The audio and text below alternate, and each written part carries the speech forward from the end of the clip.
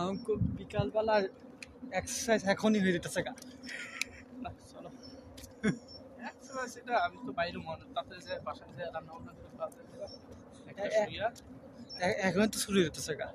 এখন যে হাঁটতেছে তো অত একটু এক্সারসাইজ এখন হইতেছে হাঁটছি যে একটু ছায়া আছে